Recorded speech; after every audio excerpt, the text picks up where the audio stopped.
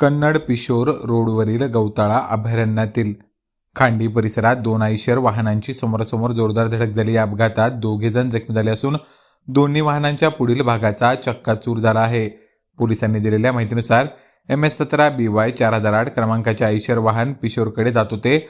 खांडी परिसरात या वाहनाची समोरून येणाऱ्या MS-14 GU 5852 क्रमांकाच्या आयशर वाहनासोबत जोरदार धडक झाली.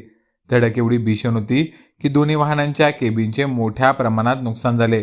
अपघातामुळे काही काळ कन्नड पिशोर रोडवरील वाहतूक ठप्प झाली होती. घटनेची माहिती मिळताच police head constable Sanjay Atole, police अंमलदार सतीश नरवडे यांनी घटनास्थळी धाव घेऊन ठप्प झालेली वाहतूक सुरळीत केली.